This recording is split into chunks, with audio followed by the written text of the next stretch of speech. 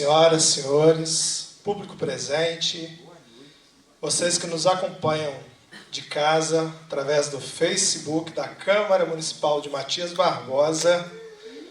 Eu sou Claudinei Lima, sociólogo dessa Casa Legislativa, falo em nome do Núcleo de Atenção ao Cidadão, da Escola do Legislativo, e hoje estaremos aqui em razão do Agosto Lilás, mês de conscientização pelo fim da violência contra a mulher, instituído pela Resolução 390, de 20 de maio de 2019, a partir de iniciativa dos estudantes do Parlamento Jovem desta casa também, acolhido pelos vereadores e assim então instituído.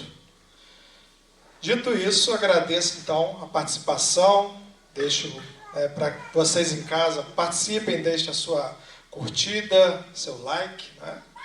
A sua participação com perguntas, sugestões, críticas, sempre bem-vindas e importantes.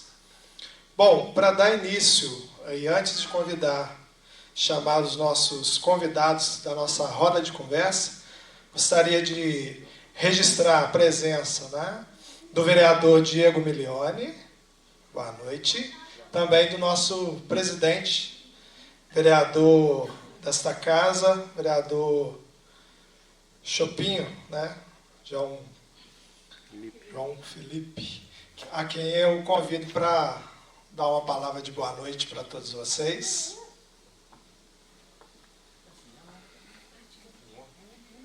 Boa noite, Claudinei. Boa noite a todos que estão presentes.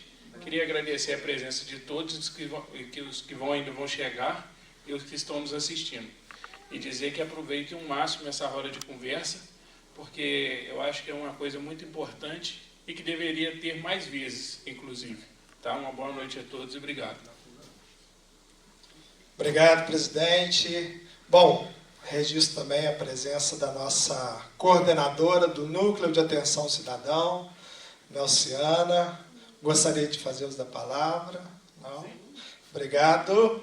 Bom, então, convido para tomar assento, né, e a gente dá início à psicóloga Fernanda Buraque, convidada. Obrigado.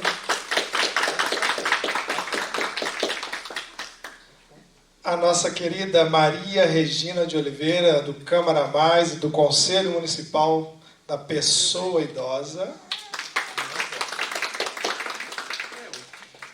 E também convidada, né, convidados, segundo Sargento Roberta Pereira das Graças, acompanhando também o Cabo Fernandes, representando a Polícia Militar de Minas Gerais, o PPVD, Patrulha de Prevenção à Violência Doméstica. Muito boa noite a todos. A nossa roda de conversa, nosso bate-papo, tem a intenção de informar, sobretudo, né? O cidadão informado é aquele que sabe dos seus direitos, sabe onde buscar, sabe dos seus deveres e também ajuda e colabora na prevenção, que eu acho que é o nosso foco aqui hoje. Dito isso, então, passo a palavra, previamente combinamos aqui, então, ao segundo Sargento Roberta Pereira das Graças e ao Cabo Fernandes, para suas considerações iniciais, tá bom? Só ligar o microfone. Pé segura. Pé segura. Segura. Estou sem intimidade com isso aqui. Bom, já que é uma roda de conversa, eu quero agradecer primeiro a oportunidade de chamar vocês aqui para frente, porque a gente vai conversar. E aí, como somos menos, teremos uma conversa mais íntima, então vamos chegar para cá. Vem, Diego. Obrigada, gente. Podem se apresentar, né, falar um pouquinho de vocês e já entrarem no assunto também. É é a segunda vez que o Georgino, o sargento Georgino, convida a Patrulha de Prevenção à Violência Doméstica para trabalhar fora de Juiz de Fora. Mas fazemos parte do 27º Batalhão, que é o mesmo batalhão que trabalha aqui em Matias. Então, de novo, é uma oportunidade de estarmos assim tão próximos e conversar um assunto tão importante, porque não é por causa de agosto que a gente vai falar de violência doméstica. Agosto é uma oportunidade da gente discutir um pouco mais sobre a Lei Maria da Penha. Então, o ano ele possui um calendário extenso de atividades da Polícia Militar e justamente do nosso portfólio tratando da defesa e do direito das mulheres. Agosto é uma oportunidade de potencializar essas atividades e discutir mais sobre os órgãos de defesa da mulher. Uma vez que a Polícia Militar, vocês vão me ajudar aqui, a gente tem competência relacionada ao crime e à contravenção. Mas as demais nuances e a Lei Maria da Penha e os direitos das mulheres e as mulheres que sofrem violência doméstica é multifatorial. E a nossa amiga psicóloga que ela vai falar muito mais sobre isso. Porque quando termina a competência minha e do Fernandes no acompanhamento dessas vítimas, começa a competência da assistência social, da assistência jurídica e da assistência psicológica. E mais ainda, não é? Das mulheres idosas também vítimas de violência. Então, assim, é muito mais o serviço de acompanhamento e assistência do que um serviço policial militar. A gente, quando faz um acompanhamento a uma vítima, a gente vai fardada, armada e de viatura. Então, até essa vítima ter essa confiança que a equipe vai acompanhar e vai poder ajudar e vai poder assistir, é um passo que primeiro ela tem que aceitar. É um convite à inclusão do nosso programa. A Polícia Militar, trabalhamos, primeiro a nos apresentar, né, que a gente não falou, eu trabalho há 3 anos nesse protocolo. Junto com o Cabo Fernandes, ele está mais tempo que eu. E é um policial masculino e uma policial feminina. Por quê? Porque é um autor e uma vítima. Ou é 2 vítimas. Ou é um contexto familiar de vítimas, porque os filhos da violência doméstica também sofrem. Então, por isso que a gente trabalha em rede, e é muito bom estar aqui hoje para conhecer a rede dos senhores. Porque a nossa rede, lá, tem a Vara da Violência Doméstica, que foi criada em abril do ano retrasado. Então, tem 2 anos a Vara da Violência Doméstica. Mas a gente trabalha com o DEM, lá tem a Defensoria Pública em defesa da mulher vítima de violência doméstica. Lá tem o CREAS, o CRAS, que aqui também vocês devem trabalhar em rede. Lá tem a Casa de Terta, Casa da Mulher Segura e vários órgãos que, quando eu vejo que aquela vítima ela necessita, é para aquele órgão que eu vou encaminhar, porque terminou a competência da polícia. Mas não terminou a competência da sargento quando ela encaminha essa vítima. Então, eu vou passar aqui para o Fernandes, para a gente continuar conversando, mas para ele também citar as situações dos autores. Boa noite a todos. Eu sou o Cabo Fernandes, tenho 10 anos que eu estou na Polícia Militar. Eu queria aqui ressaltar no primeiro momento essa oportunidade aqui que nos foi fornecida, né, de estar esse contato com a sociedade de Matias, né, esse controle social aqui que a própria sociedade faz no seu dia a dia ali, ele é muito importante para nós aqui, em termos de estar municiando a gente com informações de possíveis autores, possíveis situações de violência doméstica que estejam sendo feitas aí, cometidas, crimes, enfim. Todas as nuances que fazem com que a gente comece a atuar, igual a sargento bem expôs aqui, comece a atuar e depois passe a vítima para um outro órgão, para um outro tipo de auxílio, um auxílio psicológico, um auxílio jurídico, enfim, para que ela termine o ciclo da violência em seu domicílio e ela restabeleça sua qualidade de vida, retome a sua vida e busque outros caminhos ali, tanto ela quanto o autor também, porque muitas das vezes também o homem ali é uma pessoa que precisa também de um acompanhamento psicológico, precisa estar sendo amparado e ele, muitas das vezes, ele não encontra no poder público um tipo de serviço nesse sentido. A gente está aqui para isso aqui e uma boa noite a todos, a gente está à disposição. Obrigado. Fique à vontade, né, Regina e Fernanda, para dialogar entre vocês, fazerem perguntas, tá? A roda é de vocês para informar ao público, tá?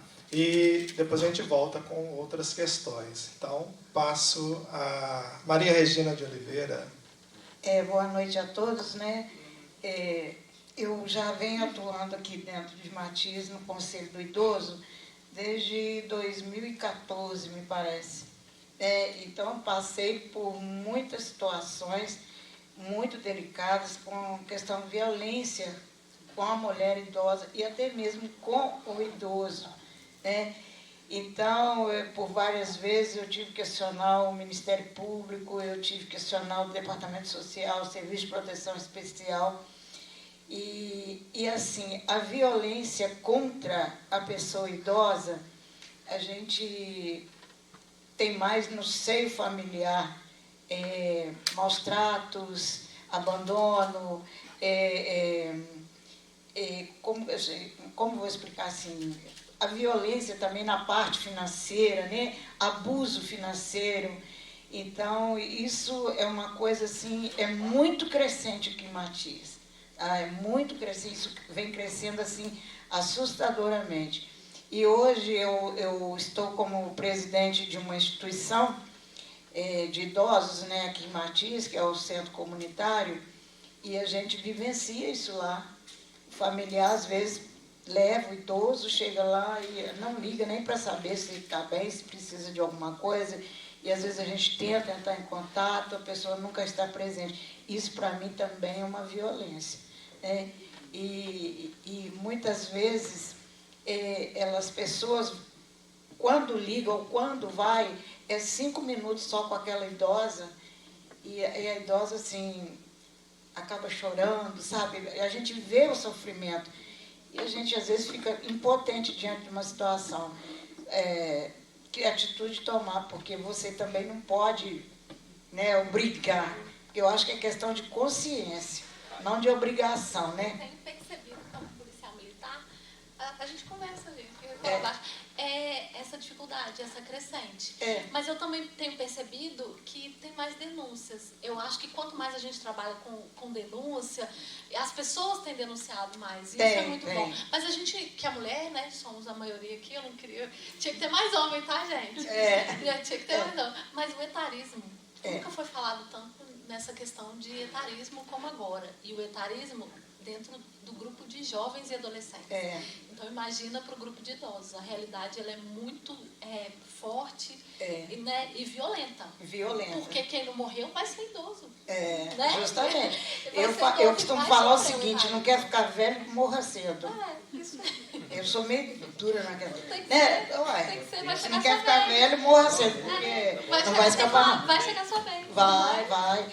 Existe a lei do retorno, né? Tudo que bate e volta. Isso aí a gente não tem dúvida, né? É o que a senhora falou. Eu tenho percebido essa crescente e ela tem chegado nos números da Polícia Militar. Mas eu sou bem positiva, eu sou bem otimista, porque o nosso trabalho ele é muito bom. Ele é deficiente em várias áreas, mas o nosso trabalho é muito bom. O trabalho preventivo é muito bom. E o número de informações que tem chegado às pessoas, ele é muito grande para a pessoa também sofrer e não denunciar. Outro dia eu fiz uma loucura. Porque eu estava descendo, era umas 6h30 da manhã, que eu venho cedo para a instituição. E deparei com a mãe e o filho. Só que a mãe olhou para mim assim, sabe? E eu notei que tinha alguma coisa de anormal. E aí ela tremendo muito, e ela falou assim, que bom que você veio. Aí disse, conversando com ela, e o filho ali do lado dela. E aí, o que aconteceu? Eu vim conversando com ela e eu notei que ela não estava bem. Eu cheguei ali no centro comunitário, abri o portão, vou lá, vou te dar uma água e tal. Levei ela lá dentro, tranquei o portão, deixei ele do lado de fora, o filho do lado de fora. E aí, o que aconteceu? Eu cheguei, desci, falei com ela, o que está acontecendo? Ela falou, ele descumpriu a medida protetiva, ele foi lá em casa, roubou minha mãe, e agora ele quer que eu dou dinheiro, Eu falei, e agora, o que eu faço? E ela tremendo, e ele não soltava dela. Aí, deu uma água a ela e tal. Falei, eu vou com você tem que ir lá na polícia. Falei, eu vou lá com você. Aí eu levei ela ali no batalhão, né? Fui com ela até ali no batalhão, e ele foi junto. Eu falei, na hora que chegar no batalhão, ele não vai entrar, porque ele sabe que ele está com medida protegida, descumpriu, né? Ele entrou. Aí o policial foi conversando com ele e acabou levando ele preso de novo por descumprimento. Então, assim, não é só idoso. Às vezes eu me vejo em situações assim que eu sou obrigada a intervir porque estão pedindo socorro. Como é que você vai falar não? Né? Às vezes a gente coloca até a vida da gente em risco também, porque depois pode ainda vir vingar em cima da gente, mas tá bom. O bom é fazer chama a viatura.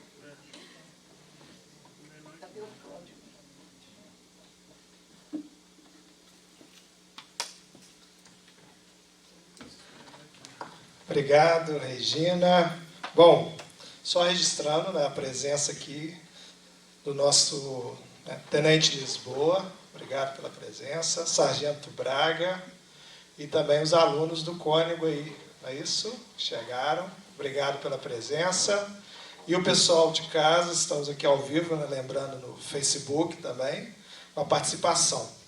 Bom, então passo para a gente ouvir a saudação inicial e suas primeiras palavras da nossa psicóloga convidada, Fernanda Burac, já frequente nessa casa também, colaborando aqui em vários momentos. Boa noite a todos e todas, né? Eu sou Fernanda Burac, sou psicóloga clínica aqui em Matias, né? Minha primeira formação é filosofia, não tem nada a ver com psicologia, mas, enfim, são complementares, né? Para que eu falei disso? Porque, assim, quando a gente fala sobre violência, processos de violência, sempre tem um estranhamento. Pô, claro que machucar alguém é errado. A gente aprende isso desde pequenininho. Ou então, um estranhamento de, mas como é que ela deixou chegar nesse ponto? Né? Quando, na verdade, é um processo. É um processo que a gente chama na psicologia de pareamento, onde tem um comportamento e um pensamento. Então, como é que é isso, então? Desde pequenininho, às vezes, na creche, quando vai lá o menininho, bate na menininha e sei lá, alguém que está olhando e fala, não, para de bobeira, é que ele gosta de você. É a primeira aproximação entre violência e afeto. Ou então, quando a gente já é adulta e tudo mais, mas ele é ciumento assim porque ele gosta de você. Mas é porque ele estava nervoso. Mas é o álcool. Quando ele não está com álcool, ele, ela, tanto faz, tá, pessoal? Estou falando processos em geral. Claro que a gente está falando aqui o que predomina, né, como chega na polícia militar. Mas é claro que existem outros tipos de formação de casal e tudo mais. Então, esses processos, eles se dão no núcleo familiar. E essas pessoas, muitas vezes, têm filhos, filhas, e vai passando de geração em geração uma ideia onde o afeto ele é necessariamente ligado à violência. Ou a única forma de contato físico, muitas vezes, se dá através de contatos bruscos. Pode não ser necessariamente um tapa, mas pode ser um empurrão, porque as coisas vão... Ninguém chega, conhece a outra agora e, vou te bater. Não, são processos que vão se dando, desde a violência simbólica, é onde você pega ali alguma coisa que é importante para alguém e diminui, né? Seja, por exemplo, sei lá, uma religiosidade. Aí eu vou lá, uso aquele símbolo para diminuir aquela pessoa. Aquilo dali é errado e tudo mais, né? Ou então, física, né? Que já é o grau maior. Linguística ali, quando eu vou lá de discurso, quando eu vou e ofendo alguém. Ou patrimonial, como a Regina trouxe, né? O que é patrimonial? É onde eu detenho, de alguma forma, o financeiro daquela casa, seja porque eu sou, sei lá, o tutor dos benefícios, porque quando é idoso, pessoas com deficiência, enfim, ou porque eu tenho um salário maior, alguma coisa assim. Então, eu privo aquela pessoa de ter acesso, muitas vezes, ao que ela produz e tudo mais. Então, o que eu queria trazer, até comentado com o Claudinei, é como é que se estrutura esse ciclo. Porque, assim, é claro que há mais denúncias, as pessoas têm mais acesso, e o ser humano, ele aprende por comparação. Porque se eu cresci no núcleo familiar, onde o contato é brusco, ou então eu ligo afeto à violência, naquele contexto, aquilo para mim é natural. Quando eu vejo na TV, peraí, isso aí aconteceu comigo. Então isso aí não é afeto, não? Isso aí é violência. Ou então, vou lá e, enfim, vejo no Instagram, poxa, então isso é errado? Mas eu sempre achei que esse ciúme era porque ele me amava. Não, isso é posse. Enfim, com as informações circulando, é claro que aumenta o número, né, de denúncias. Mas a gente precisa pensar como que todas as esferas, seja públicas, sejam privadas, seja a gente mesmo conversando com os nossos colegas, nossos vizinhos, vizinhas ali, pode colaborar para que esse ciclo, né, de alguma forma, seja interrompido. Que essas pessoas tenham tanto acesso à informação quanto à assistência, né? E não só pública. Assistência é, por exemplo, a nossa colega chegar e contar a história dela e a gente, opa, peraí, talvez isso não seja legal. Pô, já pensou em procurar? Aí a gente vai lá e divide a informação que às vezes a gente tem e a colega não tem, e por aí vai. Porque tem, eu pensando assim, de como é naturalizada a violência, né? Briga de marido e mulher não se mete a colher, por exemplo. Às vezes vocês já devem ter ouvido essa expressão, né? E o que é briga? Briga é bem amplo, né? Briga pode ser desde, nossa... A gente tem ouvido muito desentendimentos. Um diz respeito ao outro ao nível de brigar, mas quando a gente vai atender lá, nós como militares, eles falam, não, mas a gente só se entendeu, é coisa de casal. Entendeu? Eles não querem, ou aquela mulher, naquele contexto, banaliza. Obrigada pela palavra. Ela banaliza. A naturalização dos processos de violência. Isso aí, é um desentendimento. Ela usa esse termo, desentendimento. Para não ter uma intervenção, inclusive, do Estado, ainda mais depois que ela faz um registro. Primeiro ela faz um registro pedindo, me olhe. Eu estou pedindo socorro, intervenha por mim. Aí a gente vai lá. E quando a gente vai lá, não, a gente só se desentendeu. Eu tenho acompanhado muito nos atendimentos que eu faço. Desculpa, pode falar. Não, isso aí não gera assim, uma certa ameaça, às vezes. Ela estava falando, e aí eu lembrei a gente deu uma palestra hoje de manhã sobre a violência psicológica. E foi uma depoente conversar conosco e ela disse que sofreu violência psicológica há 35 anos. E a violência psicológica ela está recentemente na lei. Acho que 2019, 2021, 2019, né? Recentemente. Então, assim, uma mulher, ela vivencia 35 anos de um relacionamento com violência psicológica. E antes, a violência psicológica, nos nossos registros, ela vinha mais ou menos como uma ameaça. Vinha lá, ameaça. E na hora de descrever no histórico, não havia nenhuma... alguma coisa que embasasse que aquilo fosse realmente uma ameaça, porque não tinha a descrição efetiva do que era violência psicológica. Então, ela sofreu 35 anos de um relacionamento abusivo com violência psicológica. Para 2019, ela saiu desse contexto, obviamente, mas em 2019 saiu na lei que é violência psicológica. Porque antes tudo era uma ameaça, mas não contextualizava, e quando a gente ia intervir, né, a polícia ia intervir com juizados especiais, porque não tinha a vara da violência doméstica, ela saía da mesma audiência com o autor, com ele pagando uma cesta básica e os filhos dela passando necessidade em casa.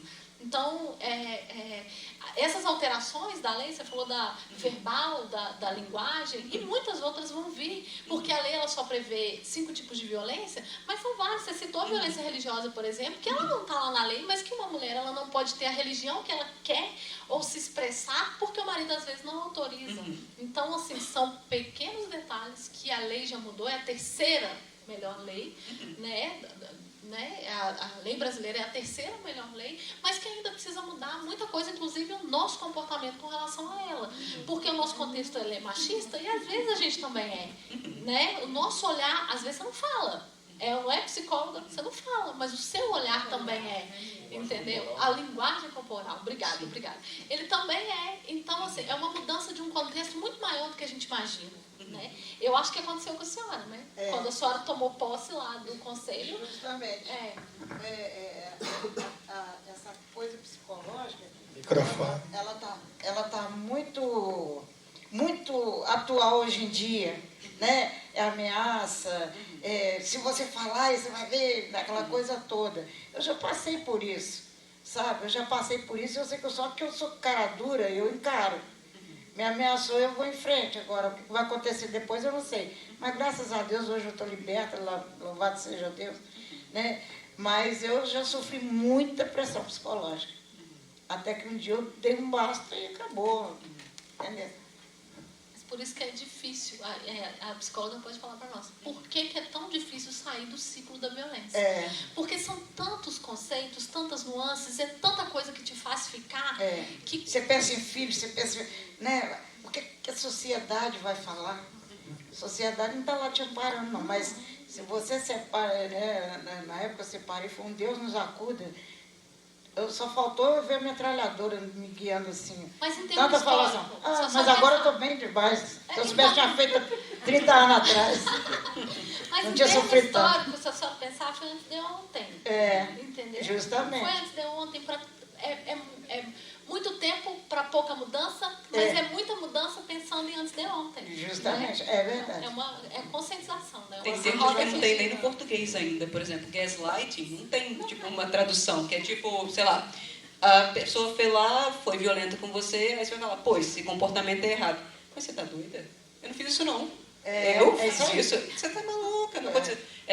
Você usa a memória ali da pessoa, faz a pessoa entender que, na verdade, errada é ela. Você vai costurando esse caso de manipulação ali, ao ponto da pessoa duvidar da faculdade mental dela, de se, realmente deve ser eu que sou doido. Você falou sobre esse ciclo, né? Como é que se quebra. Então, assim, Desacredita. tem a manipulação, pessoa. tem cansaço, exaustão mental, tudo isso, porque que nem são processos. Você falou 35 anos e tudo mais, então assim, são processos que vão desgastando não só aquela mulher, né, mas todo o núcleo familiar. Eu iniciei falando sobre a pandemia, né, a intensificação dos processos, tanto de adoecimento quanto de violência, o abuso de substância, o álcool sendo prevalente, mas no geral, as pessoas frustradas, sem amparo, muitas vezes sem emprego também, aumentaram o uso de substância, aumentou a violência intrafamiliar, né?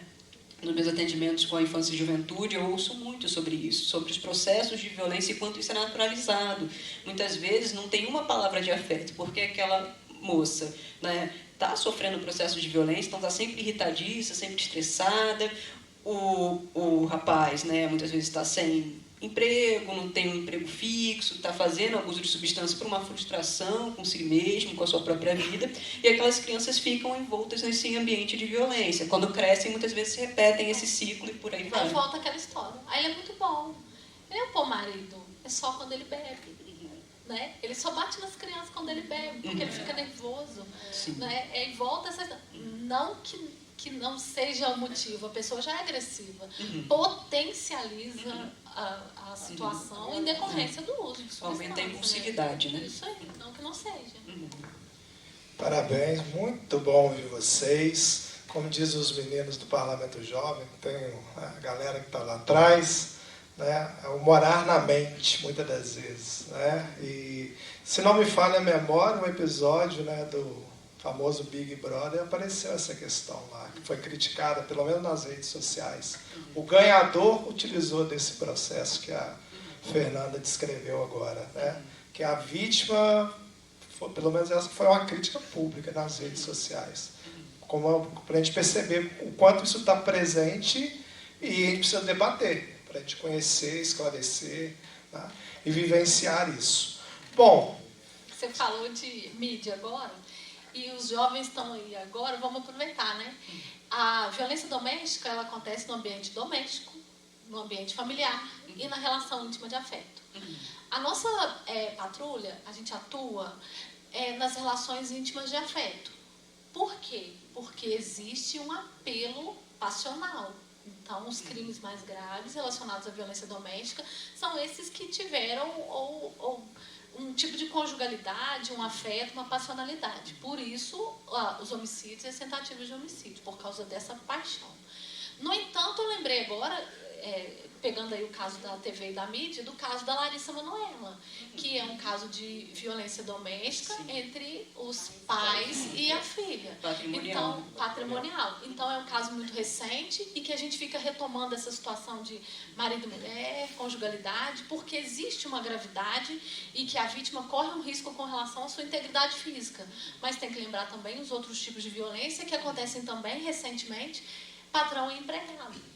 Né? Então, tem bastante e a gente tem que retomar essas situações. Eu falo que o recorte da nossa equipe é esse, porque a violência é muito grave, a repercussão é muito séria e os números têm realmente aumentado. A gente vê que essa situação é um caso grave e que as mulheres têm se posicionado, talvez também em decorrência disso. É uma subnotificação em decorrência desse crime, mas é por isso que tem tanto estudo e tem tanta gente envolvida, tanto mulher quanto homem, porque na maioria das vezes a gente vê os casos, os homens são os autores. A gente tem dificuldade em trabalhar isso com os homens.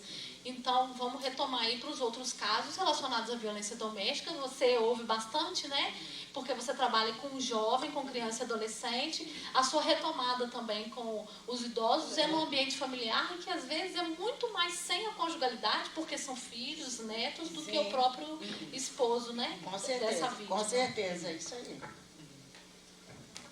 Eu queria só ressaltar essa questão aí da subnotificação que a sargento passou aqui. Ontem eu estava no momento pós-trabalho, à noite, eu resolvi fazer uma pesquisa estatística lá, âmbito Polícia Militar, e nos 6 primeiros meses desse ano de 2023 foram registrados em Juiz de Fora, né, no 27º Batalhão, Coabarca, Matias, Simão, Santana, uma série de outras cidades também, Marques Panha, Lima Duarte, enfim, são ao todo 13 cidades. Foram registrados 1.235 registros de ocorrência policial nessas cidades aí. Praticamente pouco mais de 200 por mês. E desses aí, 3 foram tentativas de feminicídio, por isso que a sargenta aqui ressaltou a questão da gente estar acompanhando mais o casal, porque tende a desaguar em um feminicídio. Não que uma situação entre pai e filha não possa culminar numa situação de ceifar a vida, mas essa questão conjugal ela é mais latente na população, assim, de maneira geral. E assim, eu acredito, assim, igual eu falei que eu tinha 10 anos de polícia, eu acredito que existam muito mais casos que não chegam ao conhecimento do Estado. Eu também sou da área do direito, e dentro do direito tem a questão da cifra negra, que são ocorrências, são violências que não chegam ao conhecimento do Estado. Seja porque a vítima não quis dar prosseguimento, enfim, tem uma série de percalços, retaliação, né, com a vitimização secundária que acontece dentro do próprio órgão público, né, no caso, assim, as polícias, o judiciário, o Ministério Público, que passam a enxergar aquela pessoa ali como se ela fosse errada, né, e ela começa também a se enxergar dessa maneira, e a própria sociedade que começa a rechaçar ela, olhar ela de outra forma. A senhora aqui citou aqui a situação que ela vivenciou um tempo atrás. Hoje eu acredito que tenha diminuído, porque tem mais acesso ao divórcio e assim está mais casual. Mas infelizmente eu acredito que na realidade, no dia a dia, deva acontecer ainda. Só aproveitando, era a minha intervenção aqui, então, na fala do cabo e da sargento, exatamente os dados estatísticos, né, as violências que são percebidas, você falou do quantitativo, mas dentre elas, você falou 3 tentativas de feminicídio, e também o perfil das vítimas. Muitas das vezes a gente pensa, isso acontece onde? É mais nas periferias, no centro, nas classes menos abastadas, tem esse recorte? Não, pois esse dado estatístico que eu vou ficar te devendo, eu queria um próximo convite que a gente faz esse pormenorizado aí, mas a maioria desses, quase 50% é lesão corporal, a ameaça também chega a um percentual bem importante. Aí foram 3 feminicídios nesse ano aqui na área do 27º Batalhão, que a gente infelizmente teve. E o outro é o descumprimento da medida protetiva, né? Que o juiz, num primeiro momento, ele confia no autor, ele autoriza ele não ficar encarcerado para que ele possa retomar a vida dele ali, imaginando que ele não vai manter contato com a vítima. E muitas das vezes ele, fisicamente até, ele não incomoda a vítima, mas através das redes sociais aí ele acaba que ele perturba ali o dia a dia dela ali. No entanto que, igual 2019, chegou o nosso ordenamento jurídico, né, enquanto lei, o crime de stalking, né, que é de perseguição, que foi muito corroborado por essa questão de WhatsApp, redes sociais, que a vítima acaba que fica ali com o seu psicológico cerceado ali, né? Ela, por mais que a presença física do autor não esteja no cotidiano, mas ela sente que a qualquer momento pode receber uma mensagem e ter o seu dia estragado ali, sua noite, enfim. Eu queria colocar essa questão aí que você está Só falando das mulheres.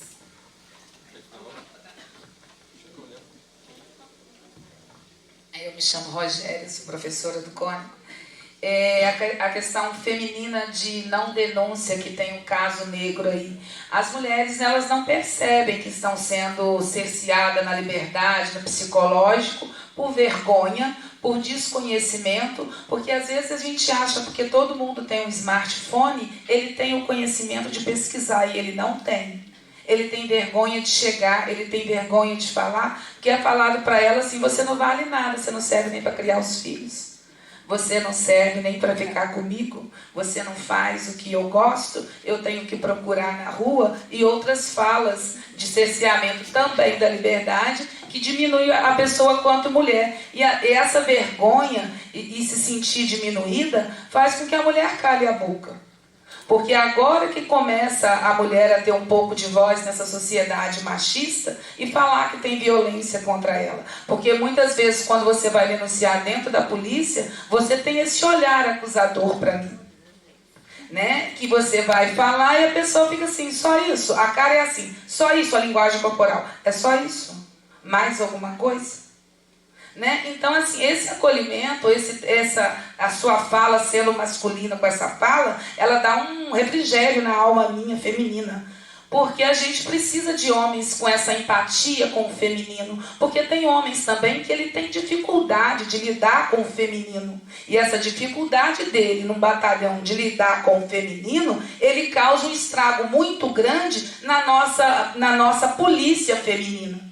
Aí quando você tem a polícia feminina que você vai conversar e ela chega lá, você toda doída, e ela não tem um olhar de misericórdia para a sua dor, aí você fala assim: o que eu estou fazendo aqui?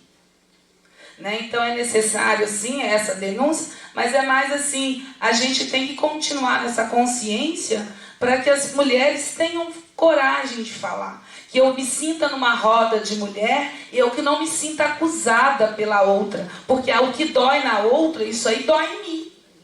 Né? Porque eu não sei do meu futuro. Eu não sei do futuro das minhas filhas. Eu quero uma sociedade onde a mulher tenha liberdade dela ser. Ser sozinha, ser com o outro, ser ela. Né? Então essa dificuldade, ela dói. Ela dói muito. E a gente que trabalha com o público ali no Cônego, você vê muitas pessoas doídas, com dificuldade em casa, e continuam caladas, porque ela depende do financeiro para dar comida, porque nós fomos para a luta.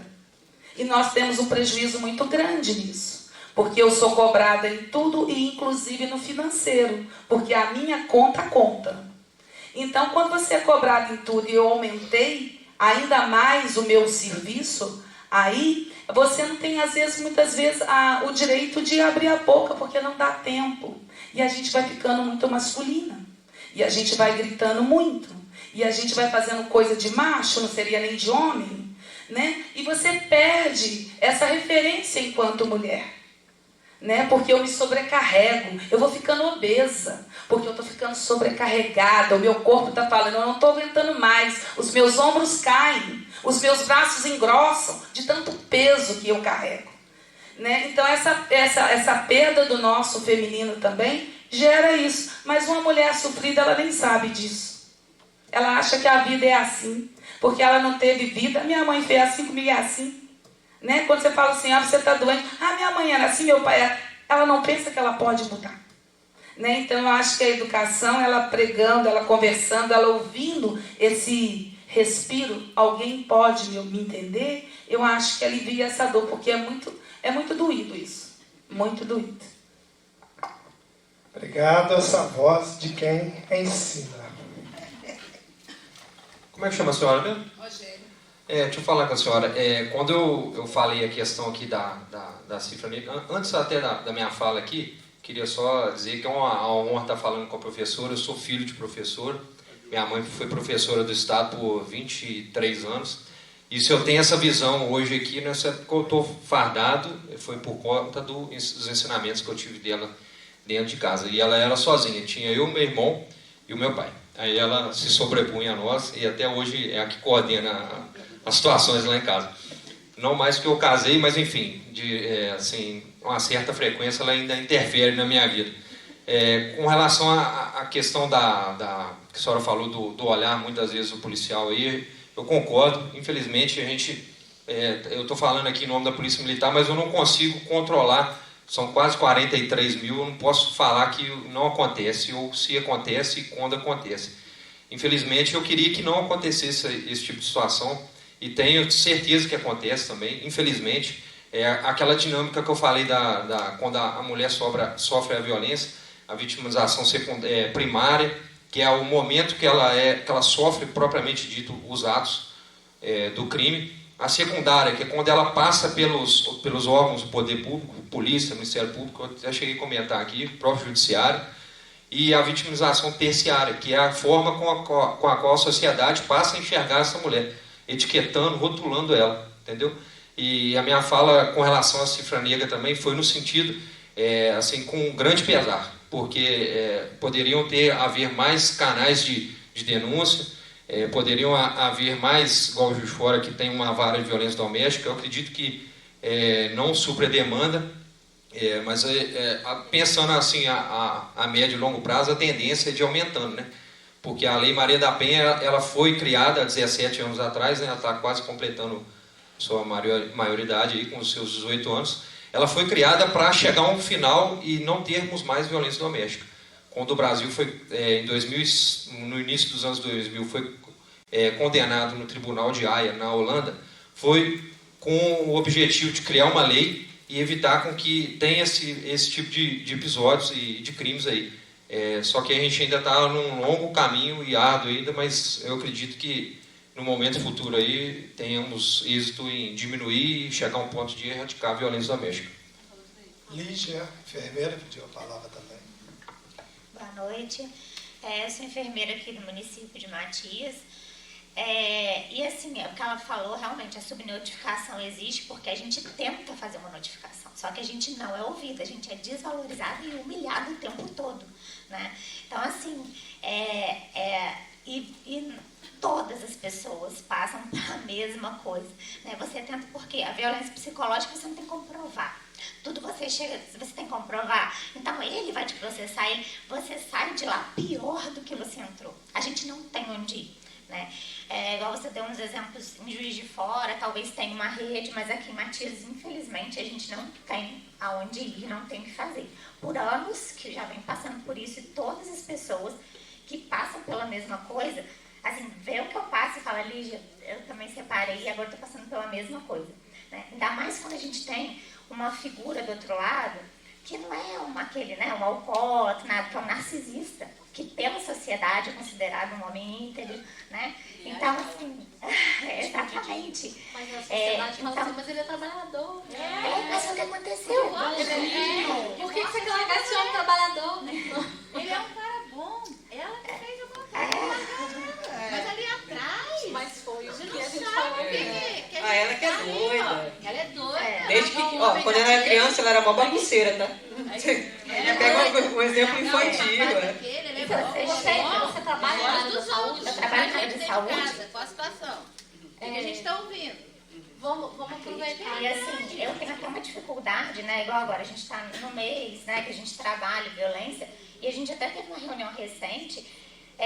A gente não, eu não tenho nem coragem de abordar o tema violência na saúde, porque eu não tenho uma rede para encaminhar, né? Mas quando chega um caso lá para você atender de uma violência contra a mulher, vocês não têm que ligar? Não tem que acionar 190? Então, mas qual é a nossa rede? Assim, pela nossa experiência, né? Quando a gente chega lá para fazer o REDS, né? Você é tão questionada, você é tão avaliada, você já está naquela situação que você nem consegue fazer, porque a pessoa te coloca tanto medo que tudo vai virar contra você e tudo que você vira, né, de vítima, você vira, né, a vilã, e você tem que sair de lá, entendeu? Então, assim, várias vezes, o que acontece? Quando você chega num lugar e fala que, né, sumiu com a sua filha e fala assim, olha, briguinho de marido e mulher, eu tenho até 7 da manhã do outro dia para te atender, senta e espera. Ele é o pai, ele entendeu? pode também. Não, mas e aí quando você encontra um outro policial, né, que vê o seu desespero e vai atrás de você,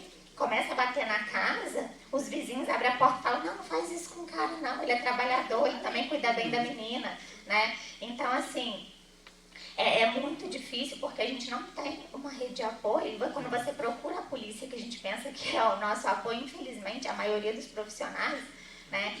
Eu aqui agora, quando eu tenho que fazer, eu tenho que esperar um plantão que seja de uma policial feminina, que é um que ainda tem uma empatia com a gente, mas assim, porque todas as pessoas passam pela mesma coisa, né? Então, assim, não tem nem como você, igual eu, enquanto saúde, abordar um tema, você tentar empoderar essas mulheres, porque a partir do momento que ela se sentir, né, se entender como vítima, para você colocá-la no sistema, você vai colocá-la onde? Procurar quem? Procurar quem na cidade? Mesmo que lá tenha, Juiz de Fora tenha, isso não é 24 horas.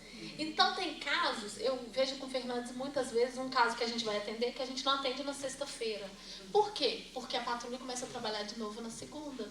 Eu vou lá, eu dou um portfólio para ela, ela vai confiar em mim, mas se acontecer alguma coisa no final de semana, ela não conta conosco.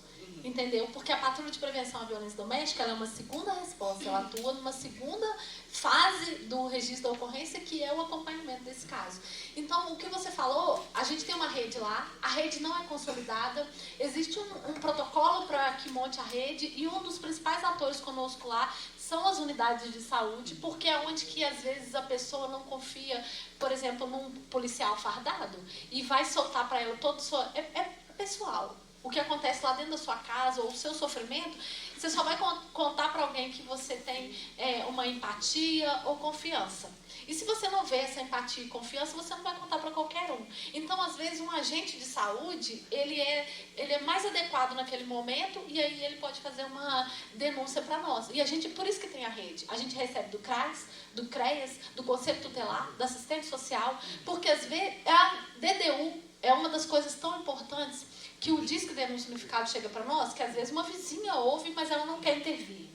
E aí tem todos os detalhes naquele DDU, e quem vai ser eu e o Fernandes. E eu já fui num DDU em que essa vítima, eu tinha certeza, ela não me falou com a boca dela, mas a casa dela, o contexto dela, a linguagem corporal dela, eu tinha certeza que ela era vítima de violência. O Fernandes estava comigo, porque ele estava conversando com o autor no outro cômodo. Ela teve toda a oportunidade de me falar. Eu li nela que ela era violência, mas ela não me contou. E a gente conseguiu intermediar, através da Casa da Mulher, da assistente social de lá. Porque eu, fardada naquele contexto, ela não quis me contar por medo dele. E se ela me contasse, tinha uma atuação policial militar ali de um crime, mesmo que não era flagrante naquele momento, tinha um acompanhamento da nossa equipe se tivesse gravidade ou reincidência. Ela não teve coragem, mas a gente visualizou e passou para alguém da rede que naquele momento tinha mais competência que nós, porque fardado a gente não ia conseguir, e ela conseguiu trazer para nós, inclusive a mãe dela. A mãe dela foi uma das nossas testemunhas no caso dela. Então, assim, tem que ter uma rede de apoio, tem que ter alguém que você possa falar e confiar. E aí eu vou contextualizar com o que a Rogéria falou, que é assim, ó, por que a mulher tem que provar que é competente o tempo inteiro? Por que eu tenho que mostrar para todo mundo que eu sei e que eu posso? A gente está mudando isso, entendeu? Mas ainda existe esse estigma de que a gente tenha que provar que a gente é capaz, né? Então, assim, aos poucos, você para de provar e só faz, entendeu? Porque você sabe do que você é comprometido e do que você é capaz de fazer. Mas isso incomoda muito, porque é pesado. Porque você é mãe, porque você é mulher, porque você tem que estar com a unha, você tem que estar com o batom, você tem que estar com o cabelo, você tem que estar com a profissão, você tem que dar conta. E para um homem, talvez não seja com esse mesmo peso, entendeu? Com essa mesma responsabilidade. E retomando essa situação de comprometimento da instituição, assim como o Fernandes colocou, todos os policiais militares, eles passam por treinamento. Todos nós temos o curso de prevenção, curso de feminicídio, curso de prevenção ao feminicídio, curso de prevenção à violência doméstica, e eu e ele, como especialistas no serviço de atendimento às vítimas, a gente faz um curso diferenciado, e que todo ano, esse serviço, na verdade, na Polícia Militar, ele existe desde 2010. Ele foi criado lá em Belo Horizonte, em 2010, como atendimento específico à violência doméstica no momento da atuação. Só que no momento da atuação, qualquer viatura ou policial militar pode atuar. Agora, na prevenção específica desse delito, foi criado protocolos. E esses protocolos, eles são tão pontuais que eles têm diminuído os números das reincidências, das gravidades desse delito tão grave, que é a violência física contra a mulher, uma vez que a gente trabalha nesse recorte de conjugalidade. E aí todos os militares, eles passam por esse curso. Todos. Não falha ninguém, entendeu? E aí os cursos de atualização, eles também têm esse curso de prevenção à violência doméstica. No entanto, você tem que ter empatia com o que você faz.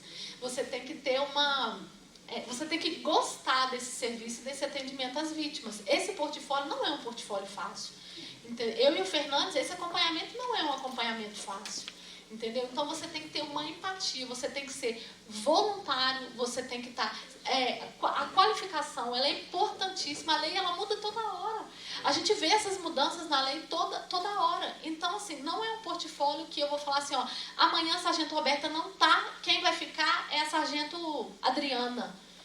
Ela tem que ter uma empatia, ela tem que saber do serviço, senão ela não vai ficar também não. Entendeu? Então, assim, todos os militares eles passam por um curso e existe essa comunicação não violenta, a gente trabalha essa comunicação não violenta e essa confiança, essa tentativa de fazer com que a vítima confie nesse serviço. Só que o que acontece, que o Fernandes falou de revitimização, e eu me lembrei da palavra retraumatização. O último curso trouxe para nós essa palavra retraumatização. Porque os órgãos, a gente sabe que não funciona tudo no mesmo lugar. Tipo assim, ó, existe uma casa da mulher, existe a casa da mulher segura, existe a casa de terta, existe o CRAS, o CREAS, a delegacia da mulher. A delegacia da mulher é num shopping. Então a vítima, ela sai da casa dela e ela vai para a delegacia da mulher fazer registro e medida protetiva no shopping. Todo mundo está vendo que ela está na porta da delegacia. Sobre isso, sargento, eu ia trazer até outra questão, mas essa questão que você trouxe do shopping foi muito importante, porque eu tive uma cliente, eu não atuo na área criminal, nunca atuei, para mim o crime não compensa nem para trabalhar, mas enfim, eu tive uma pessoa... Compensa para combater. Para combater, mas não para trabalhar. E eu tive uma cliente vítima de, na verdade, foram diversos crimes, né? Não era familiar a violência, mas era uma violência contra a mulher. E essa questão que você trouxe do shopping é uma questão muito complicada, porque eu fui com ela. É uma pessoa que vivenciou uma situação que era favorecimento, eu esqueci o nome do crime, mas era sexo mediante fraude, tá? Eu esqueci violação sexual mediante fraude. O que acontece? Você chega na delegacia da mulher, essa pessoa, ela tremia, que ela parecia que ela estava igual uma batedeira, ela pulava, de tanto que ela tremia. Você tem que fazer o registro na delegacia, no CROP lá da Polícia Militar. Da Polícia Militar. O CROP, porque não é um registro que você possa fazer o REDS eletrônico. Quando você chega lá, você tem gente, a carteira que perdeu, você tem um mundo de pessoas ali para serem atendidas que perde o sentido a delegacia da mulher quando ela te manda levar essa vítima ali. Ele perde o sentido, porque nós demos muita sorte. Nós pedimos uma policial feminina, ela veio, o tenente que estava lá, ele foi assim, eu acho que ele foi um anjo que colocaram ali, porque o rapaz era assim, fantástico, ele tinha uma empatia, ele teve todo um cuidado para conduzir, ele foi super atencioso. Mas o constrangimento de você já ter que passar pela delegacia da mulher, a pessoa já estava abalada, porque foi em seguida do ocorrido, e você ir dentro de um shopping, né? Era um período de férias, então ainda tinha criança brincando naquele, porque é no segundo andar, ali no Santa Cruz, né? Criança brincando ali. O posto da polícia ali, lotado de gente. Como é que você vai fazer um atendimento individualizado ali? Quer dizer, a delegacia da mulher, ela perde o sentido nesse atendimento, certo? Então, assim, existe sim uma situação que precisa ser mexida, né? Nesse sentido. Existe uma preocupação, a doutora Alessandra, são 3 delegadas lá, e a gente trabalha assim muito junto, sabe? E até no WhatsApp a gente coordena muitas atividades. mas os órgãos são públicos. Sim, né? eu entendo, Então, eu entendo. Essa revitimização aí, ela... E a respeito dessa Quem questão... chora dentro do shopping? Exatamente. Como é que você vai chorar ali dentro do shopping? Não, e a Então, pessoa estava. ela já fica exposta daí. Isso. Tá todo mundo sorrindo, vou no McDonald's e tá lá alguém chorando. Vai pra lá, fica delegacia contra a mulher. É lógico. Né? Mas o independente autor disso... é extremamente acessível. Ela desce no mesmo ônibus que o autor, sobe lá em cima e ainda sai da pessoa. Escada, enfim. Mas independente disso,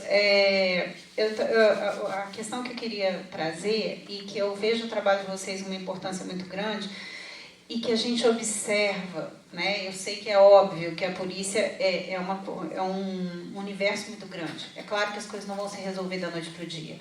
Mas o que a gente percebe? Quando o Claudinei perguntou a respeito das classes sociais, se existe, né? É lógico que existe.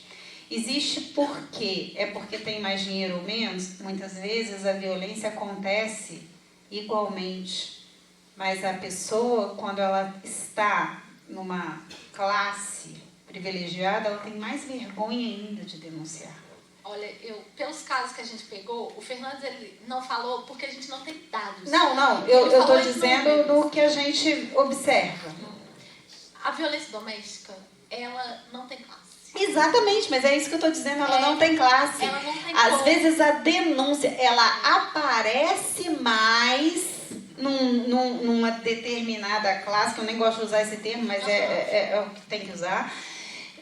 Ela aparece mais, mas ela não tem classe. Então, porque alguns casos, a vítima e o autor, eles moram no mesmo quintal. Ou as famílias são as mesmas. E aí, a violência ela perdura por pensão, divórcio, alimentos. Por isso que a gente manda para outros órgãos, porque eles têm lá advogado, psicólogo. Quando tem um valor patrimonial mais alto, eles já dividem. A vítima vai para o outro apartamento, muda de cidade, pega outro carro. Quando então, ela separa, né? Mas quando ela ainda está ali, quando ela tomou, depois que ela já tomou a coragem, já separou. Eu estou falando assim, por questões que a gente observa. Mas não perdura, não tem reincidência. Pode ser, não. Eles... Pode ser assim, em termos de dados, né? Não dá para trazer. Não dá. Mas a questão que eu acho extremamente importante trazer é que eu moro em Juiz de Fora, eu acompanhei em Juiz de Fora diversas situações de violências, porque eu trabalhei junto à educação de Juiz de Fora, né? A gente fez até um estudo muito grande relacionado à violência escolar. E quando você observa, muito dessa violência, ela é um reflexo da violência familiar, é um reflexo do meio e é um reflexo da violência familiar. Ela traz isso tudo para dentro da escola. Então, assim, a gente sabe que a professora vai né, entender o que eu estou dizendo, porque é isso, a escola ela absorve tudo que tem lá fora. E quando eu fiz esse estudo relacionado à violência escolar, o que a gente observa é que não adianta só isso. O policial não adianta só o treinamento. Claro que o treinamento é extremamente importante, a qualificação é extremamente importante. Mas... Ligou? Não, ligou. É porque desligou mesmo. Mas existe uma questão que é a aptidão do policial. Nem todo mundo pode trabalhar com isso. Não basta querer, não basta só estudar, né? Ele tem que ter uma aptidão. E as cidades pequenas, elas sofrem muito com essa falta de qualificação. Esse trabalho que você tem, que você faz, né, que vocês fazem em Juiz de Fora, as cidades do interior, que a gente observa isso, eu já trabalhei em diversas cidades do interior, né, do assessoria ao órgão público, então, não tem.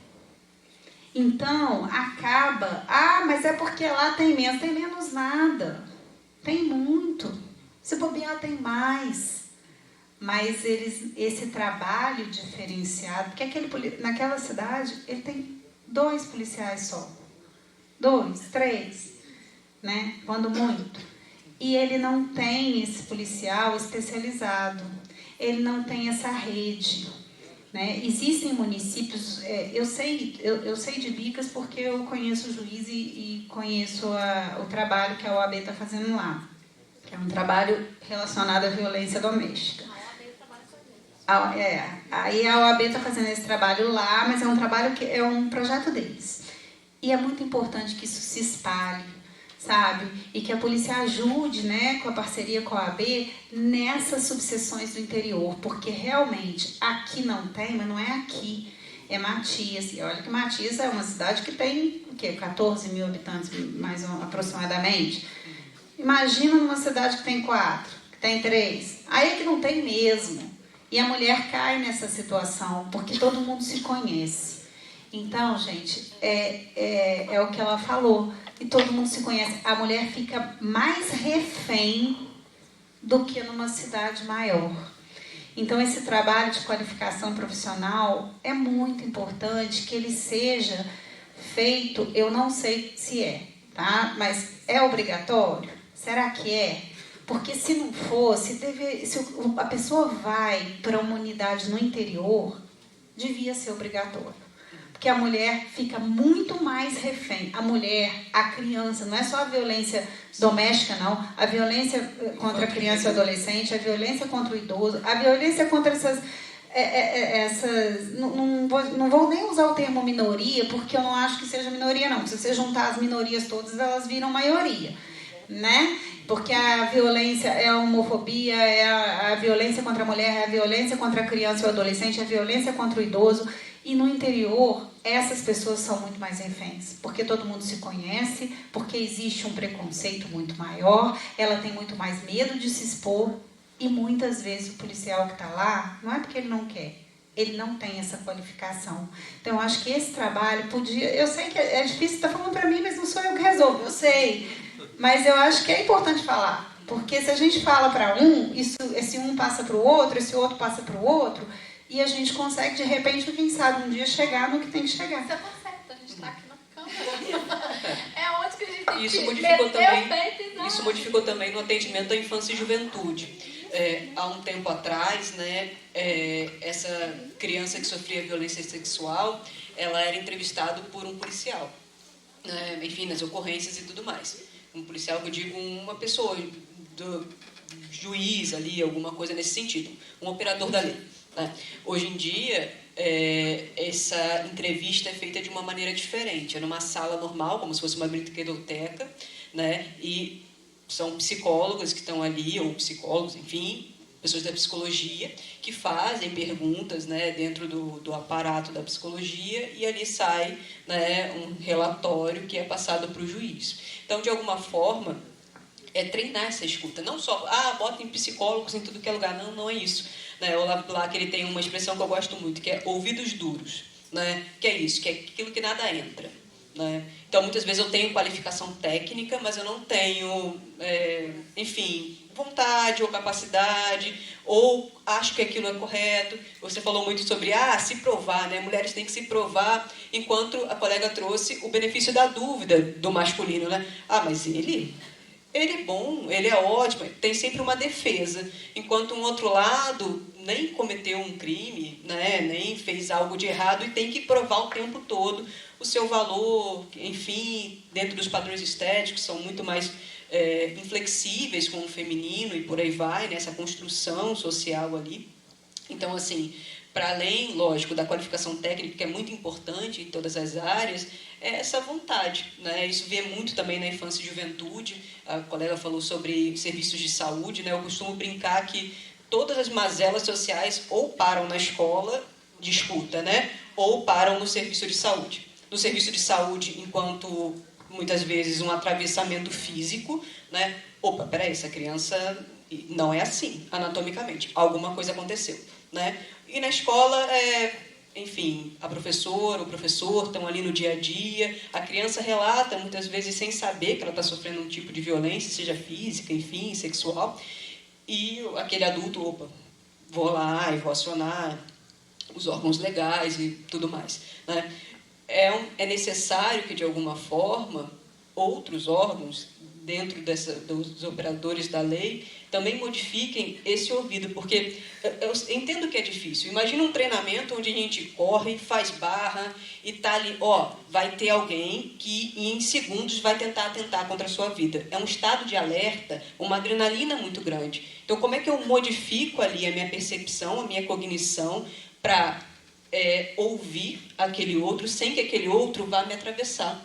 Ouvir com uma maneira empática, porque não é o que eu fui treinado. Eu fui treinado para responder rapidamente, né? E muitas vezes situações que são análogos à guerra. Por exemplo, a gente está falando da Polícia Militar de Minas, mas se a gente for, por exemplo, o Rio, que aparece no Jornal Nacional, é uma situação análoga à guerra, né? São fuzis, são armas que estão ali no dia a dia daquele policial e daquela policial.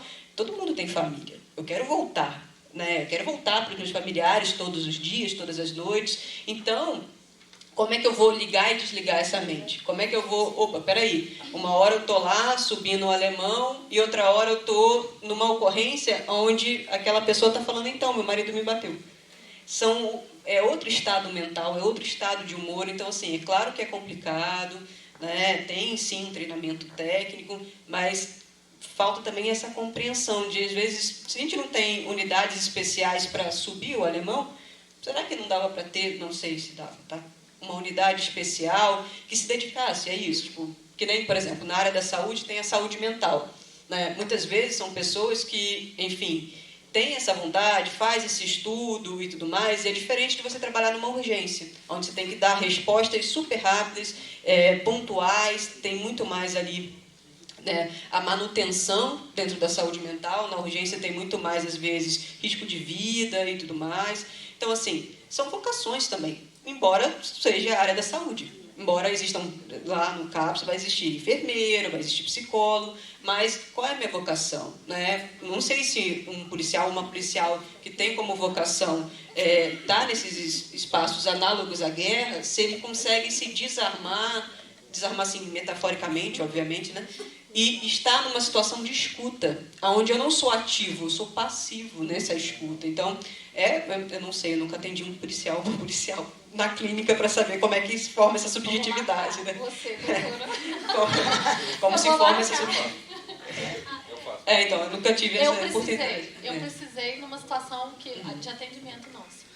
Mas foi ótimo esse recorte, porque quando a gente falou do nosso trabalho de segunda resposta, a polícia ela tem vários portfólios, que é o que a doutora falou. Os portfólios, eles são relacionados, por exemplo, à patrulha escolar, ao PROERD, ao tático móvel, ao GEPAR. O GEPAR faz um trabalho meio que similar ao nosso, né, de acompanhamento, para que não haja delito mais grave relacionado ali ao tráfico de drogas e ao homicídio. Criaram agora uma patrulha que anteriormente já existia, mas que a gente trabalha em conjunto, que é a PPH, que é para prevenir os homicídios, inclusive relacionados à violência doméstica. Então, a gente trabalha em um conjunto, a gente faz um grupo. Então, para que haja uma patrulha de prevenção à violência doméstica, dentro do nosso portfólio, é preciso que a cidade tenha mais de 30 mil habitantes.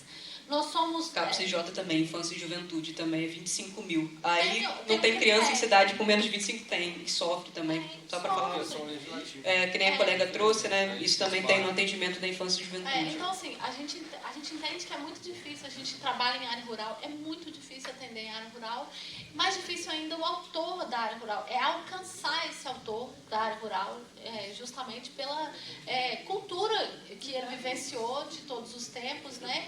E fazer com que aquilo também, você entrar dentro da casa, por exemplo, de um fazendeiro e falar com ele que quem manda ali agora, ele está batendo na mulher dele, ela não é propriedade dele, ela não é o gado dele, e que a polícia militar vai intervir na casa dele, na criação dos filhos dele. Então, assim, é uma mudança de cultura, parece muito antigo, mas acontece todos os dias, né? Então, assim, para que haja esse portfólio, e eu vejo a maior necessidade aqui, talvez o 33, né, que sejam todas as cidades, incluindo Matias, que tivesse uma patrulha que acompanhasse. Porque quando a gente foi em Chiador o ano passado, terminou a palestra, a gente não conseguiu sair de lá de tanta conversa. Mas a rede, ela não depende da polícia. Eu acho que é muito mais de quem vivencia esse contexto de violência aqui, de se unir. Essa semana toda, não, toda segunda-feira... Controle social. Perfeito. Toda segunda-feira a Casa da Mulher, da Prefeitura lá de Juiz de Fora, ela juntou a equipe e eles estão indo com palestras nos postos de saúde. Em princípio, eu me meto em todas que eu posso participar, eu quero falar do meu trabalho. Porque se alguém precisar, naquele momento lá no posto, ela pode não querer falar comigo, mas tem onde ela pode me procurar. O órgão da rede, que tem meu contato, que tem meu WhatsApp, que vai falar comigo e eu vou atrás dela. Então, todo lugar que eles me chamam, o Fernando até brinca comigo, mas todo lugar que me chama, eu faço questão da gente falar qual que é o nosso trabalho. Porque às vezes fala repressivo, né? É o tático móvel, eu não sei o quê. Porque entende, polícia é um contexto só. Mas a polícia tem tanta coisa comunitária, tanto trabalho com criança, trabalho com as vítimas, nas escolas, no dia a dia mesmo, de atendimento às pessoas. Desestigmatizar. Mas eu acho que é muito mais do que isso, porque a polícia é pedagoga. Entendeu? A gente fardado, parado, com postura, e orientando, e ensinando, e educando, somos pedagogos. Entendeu? Muita gente fala assim, fala com a criança, olha, a polícia lá, você faz pirraça, a polícia vai te prender. Ou então fala assim, lá, que legal, uma policial militar. Olha, filha, que bonitinha, ela tá fardada, vai lá, cumprimenta ela, fala que você vai ser polícia também. Então, assim, a gente tem muito mais a cativar do que muito mais a reprimir e apresentar essa situação de repressão. Então, eu estava falando dos portfólios e de o que é necessário para que haja uma patrulha de prevenção de violência doméstica. E aí, no ano passado, o iniciador que teve essa situação, que vieram conversar comigo, é a própria assistente de saúde, que atende as vítimas, que ouve as vítimas, ela também era vítima de violência doméstica. E estava nesse contexto de saúde que ela mesma não trabalhou porque não tem rede. Como assim não tem rede? Vocês estão vendo uma necessidade de que haja rede. Vocês estão na Câmara de montar rede.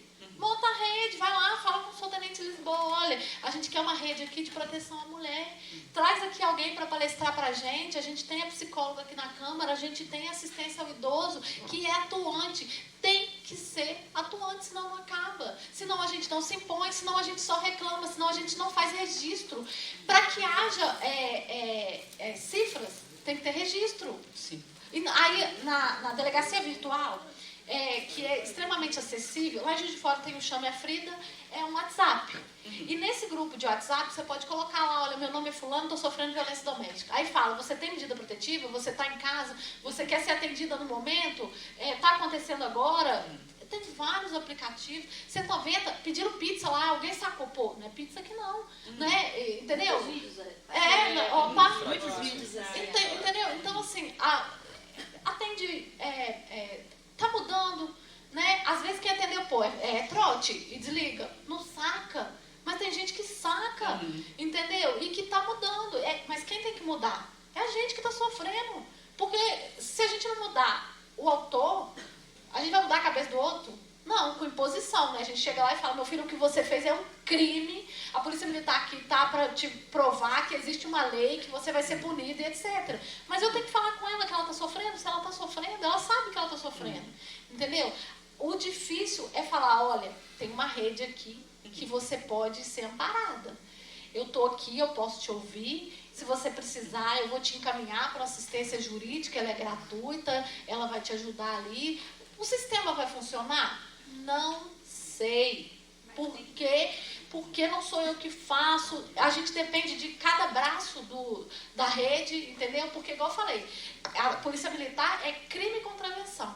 Mas a psicóloga, aí vem o jurista, cada um na sua área de competência. Vai funcionar? Não sei. Mas ela vai ser amparada? Vai. Ela vai ser ouvida? Vai. Alguma providência vai ser tomada? Vai. Nem que seja constranger aquele autor, que ele tem que saber que o que ele cometeu é um crime. Senão vai continuar. Tá.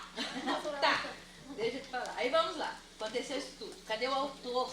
O autor, nessa hora, ele está solto? Qual hora? Na hora que ele está fazendo a violência e até a mulher fazer todo esse trâmite. O autor está solto? Depende. Então vamos lá. Porque se ele estiver solto, no primeiro momento, se ele estiver solto, ela continua com medo dele. Ela continua sendo ameaçada. Ela mora com ele. Tá. Ela está perto. Nossa cidade é pequena. Vamos lá. É o que nós estamos falando da cidade pequena. Ela ligou. Ela ligou, aconteceu, tá. O autor vai continuar com ela na casa? Ela vai continuar sendo vítima? Então, O que a polícia pode fazer com essa pessoa, com esse autor, no momento para ela não continuar se sentindo ameaçada? Olha, a gente esbarra numa questão de direito aí inicialmente, né?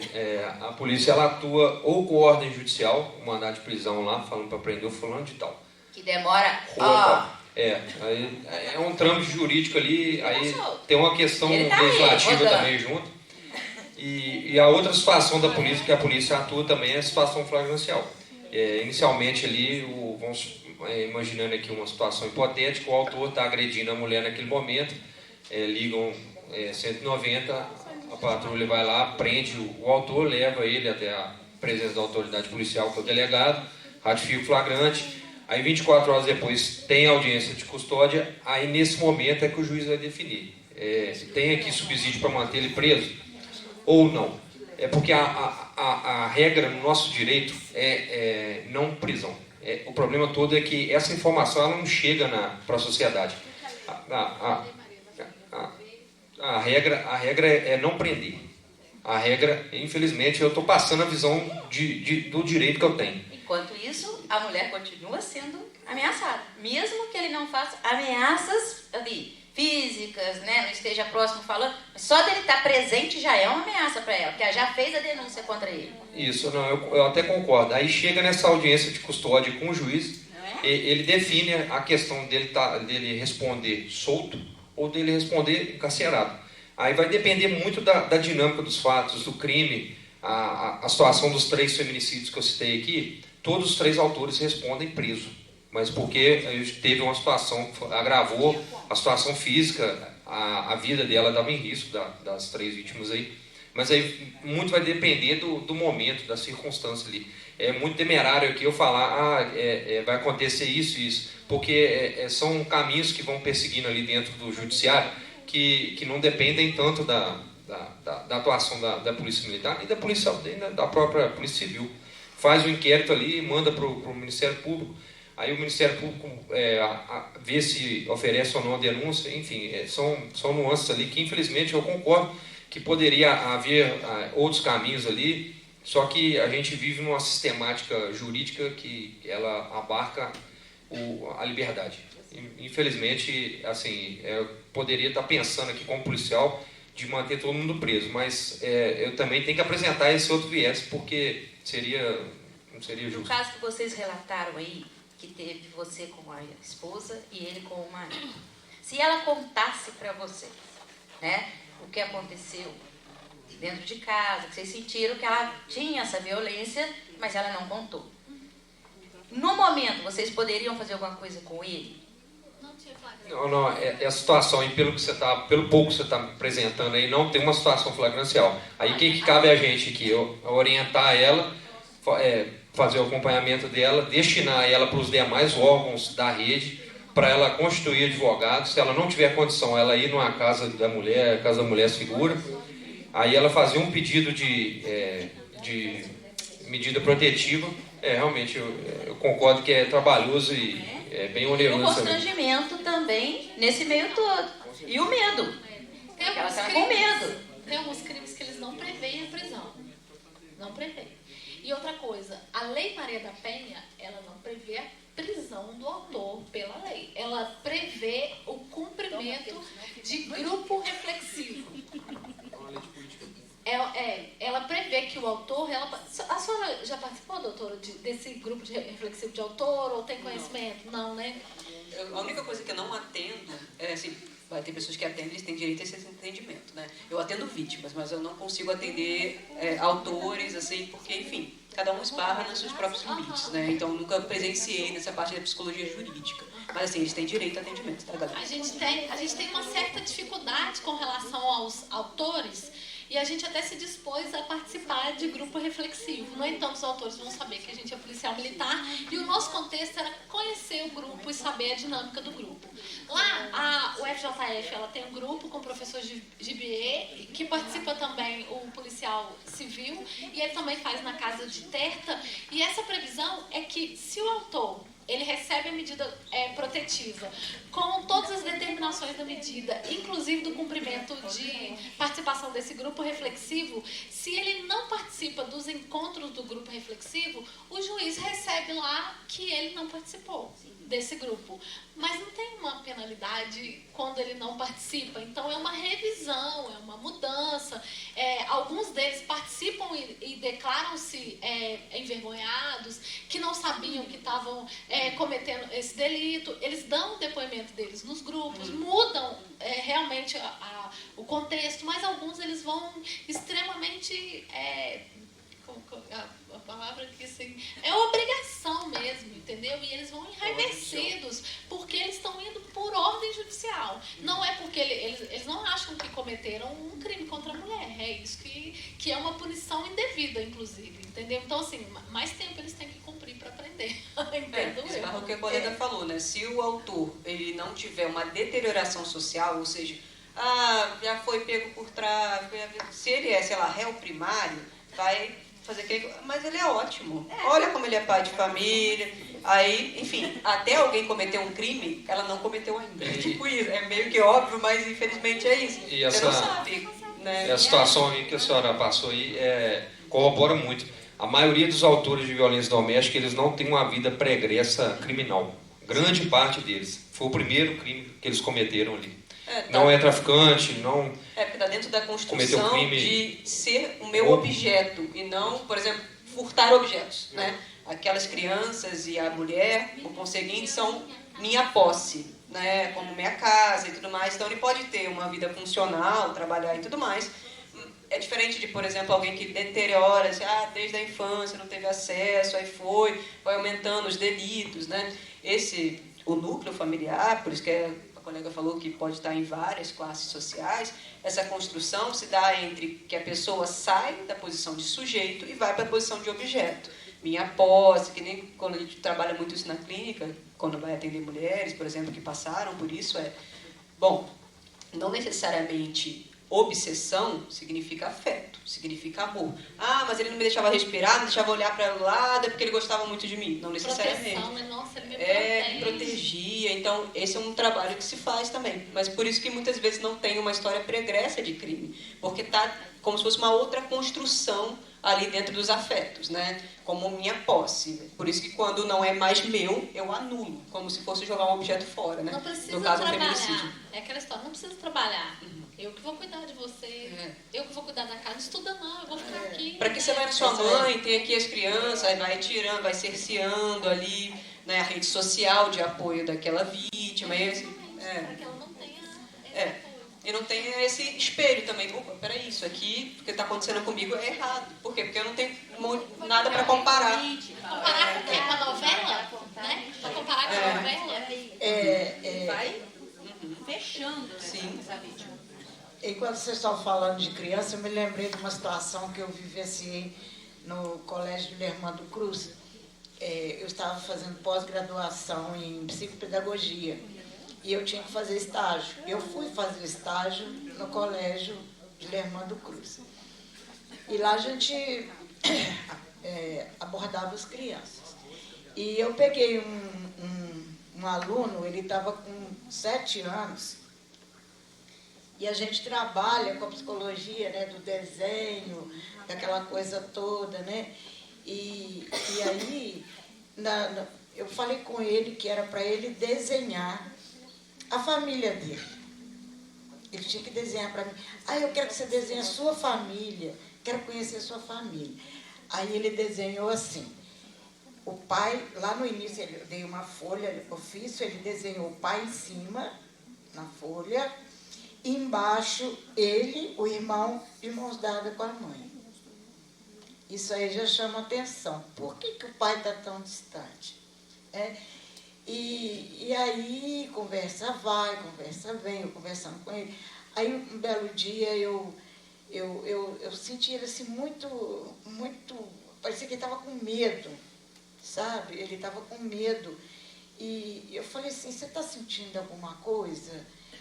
Ele falou, não. Por que você está tão assim triste hoje? O que aconteceu? O que te aborreceu? Comecei a conversar com ele, né? E na conversa, ele acabou falando para mim do que estava acontecendo. O pai estava abusando dele. Então, ele não queria ir para casa, ele queria ir para casa da avó. E eu falei, por que você quer morar com... Aí eu comecei a perguntar assim, você gosta mais de morar com a vovó? Por que você gosta de morar com a vovó? Ah, porque eu durmo com a minha avó. E aí eu acabei descobrindo, aí levei, né, para a direção. E não sei, porque depois terminou meu estágio, eu não fui lá mais. E eu descobri que a criança ela não estava conseguindo aprender a disciplina em função da violência do pai, o pai abusando do menino. Olha só que situação. Tem sinais, tem sinais. Porque quando a gente trabalha na psicopedagogia, você começa a fazer um levantamento da criança, da família, desde o namoro. Como que foi o namoro do pai e da mãe, né? Como foi o casamento, foi aquele foi desejado. Entendeu? A gente vai lá no fundo para trazer à tona o que está atrapalhando a criança. E isso, hoje em dia, às vezes a criança não está conseguindo aprender na sala de aula, não está conseguindo assimilar a matéria, mas às vezes o professor, como tem a sala com 20, 30 alunos, como é que ela vai se dar conta disso? Né? Então, a gente tem que começar a observar nas crianças, o comportamento das crianças, porque o corpo fala, igual ele falou ali, o corpo fala. Então, é uma coisa assim, e aquilo me causou uma revolta muito grande, sabe? Porque eu falei assim, poxa vida, um pai que devia ser um exemplo, o orgulho do filho, justamente. Obrigado, Regina. Bom, já observando o nosso horário aqui, né? A conversa está muito boa, está fluindo, a participação de vocês, mas a gente precisa limitar até o teto, então os alunos também precisam retornar à escola, né? Isso, enfim. Queria então que vocês pudessem fazer as considerações finais, retornar, dizer onde encontra, quem precisa, onde ligar, onde buscar ajuda e a gente concluir a nossa roda de conversa.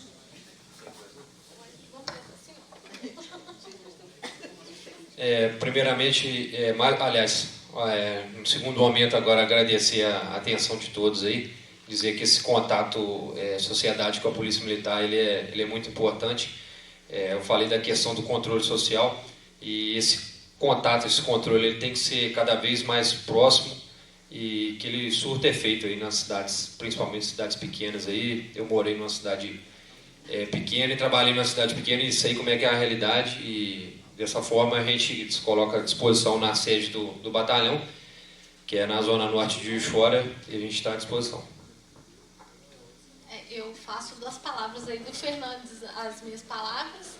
Eu não sei nem como agradecer estar aqui. Cada vez que a gente vai em algum lugar que eu posso falar um pouquinho do que a gente faz, eu fico muito feliz, porque eu acho que é um pouquinho também que vocês conhecem, primeiro da Roberta e depois da Sargento Roberta, né? Eu acho um portfólio muito, muito importante. Eu acho muito desafiador trabalhar com violência doméstica, com vítimas e com os autores. Eu gosto muito de trabalhar com a rede, então, assim, o Georgino, ele sabe, ele tem o meu contato, e eu estou à disposição, se vocês quiserem aqui formatar uma rede, eu e o Fernandes, né? A gente não pode trabalhar efetivamente aqui, mas a gente tem os conceitos para formatar uma rede, e eu tenho certeza que tem muita gente aqui envolvida e que precisa.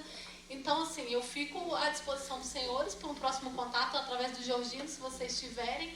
E é um agradecimento maior e impossível. A gente tem aí, depois da campanha Agosto Lilás, agora em setembro também os 21 dias de ativismo em defesa da mulher.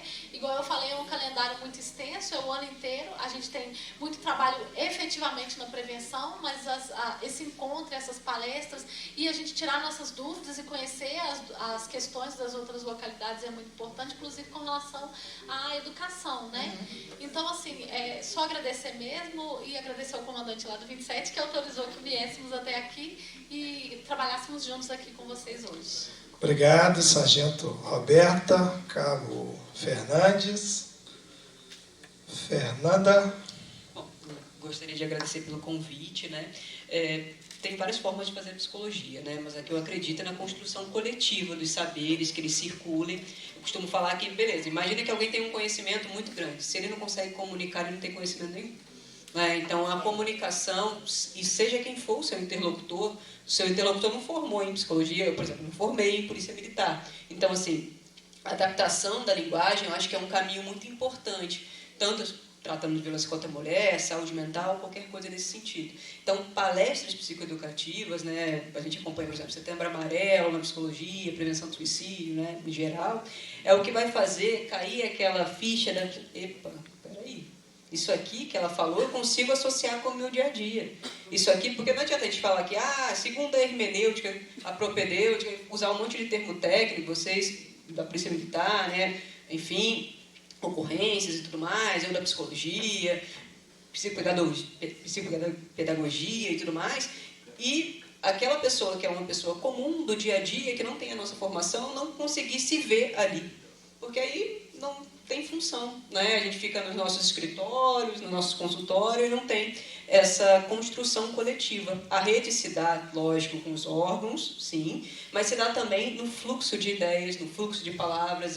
Senão, por exemplo, a gente não votava, mudou, né? Então, assim, esse fluxo de ideias eu acredito muito e eu acho que isso é transformador, né? Porque, assim, não adianta a gente não ter a educação, né? Educação aqui como instrumento de transformação mesmo, de modificação. Porque a gente fala, poxa, eu fui lá e os policiais, ou serviço de saúde, ou enfim, que seja, na escola, tiveram ouvidos não treinados para me ouvir. Beleza, mas como treina? Porque eles são pessoas normais, que nem eu falei, vocês chegam em casa, vocês têm família e tudo mais.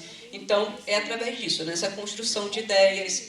Poxa, a polícia que chega até mim, como eu não tenho ninguém, que eu não atendi nunca, não tenho familiares, é a do Jornal Nacional, que é quando aconteceu alguma tragédia, aí foi lá, teve que ir num lugar que eu não conheço, por exemplo, no Complexo do Alemão, aí eu falei, então é isso que é a polícia? É como se fosse, sei lá, um guerreiro? Porque é a associação que eu faria, entende? Quando a gente vê, não, são pessoas que têm vários tipos de formação lá dentro, é um órgão múltiplo, como é a saúde, que a gente falou, urgência, saúde mental e tudo mais.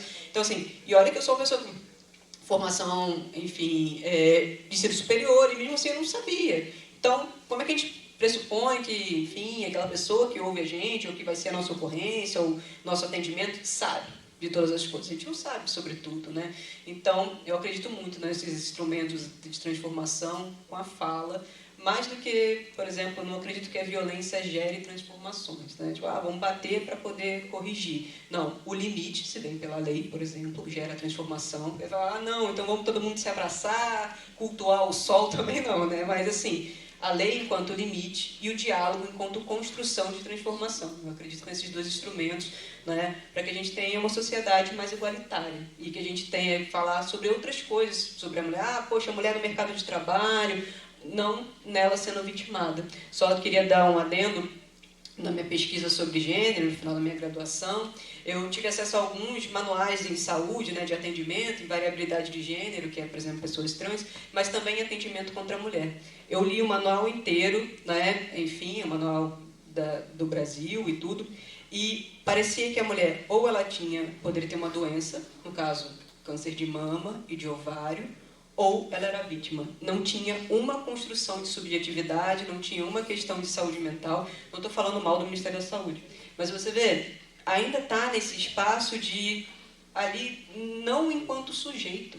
Se você for ver, sei lá, um manual de atendimento à saúde masculina, alguma coisa assim, vai ter, e o mercado de trabalho, e o burnout, entende? Então, tem uma redução, inclusive nos instrumentos ali de, enfim, técnicos, entende? Aproveitar com a nossa situação, porque no nosso REDS, essa subnotificação acontece quando não coloca a qualificação correta da sexualidade do autor ou da vítima.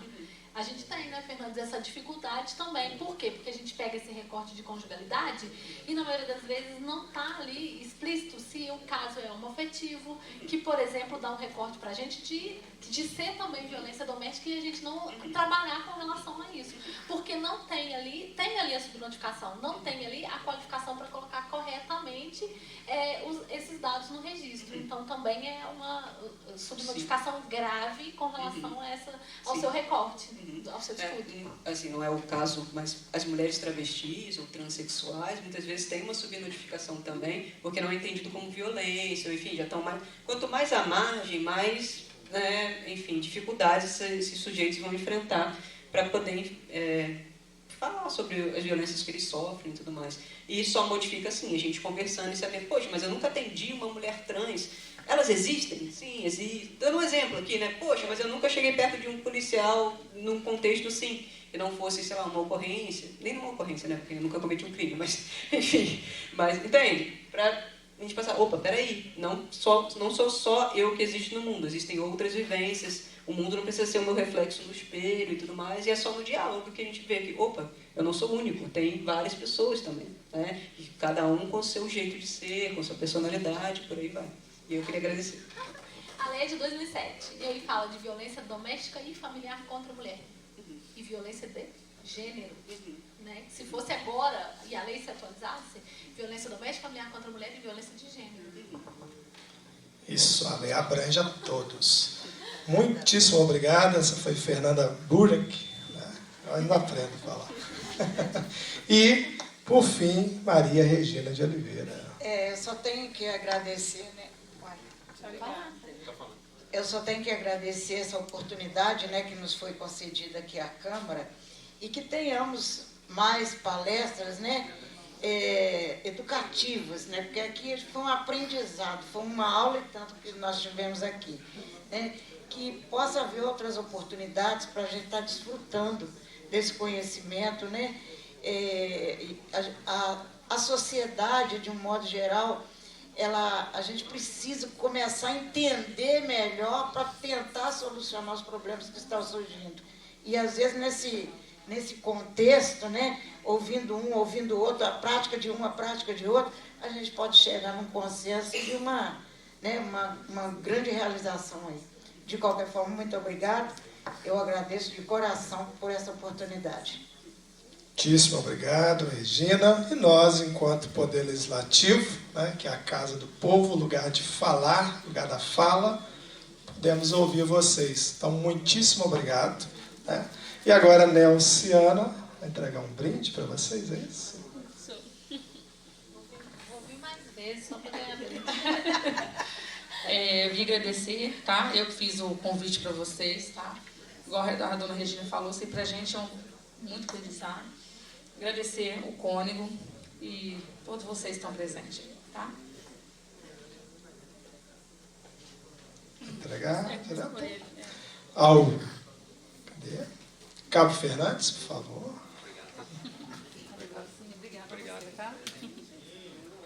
Obrigado. Sargento Roberta, por favor.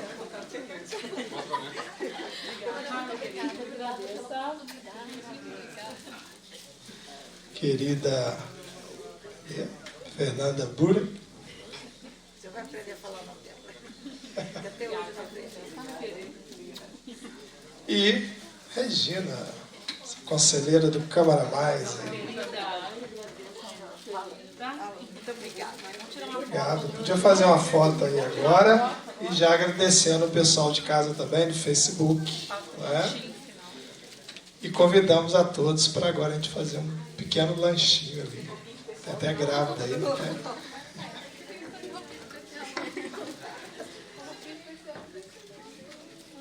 Se fosse aquele de gala, mulher.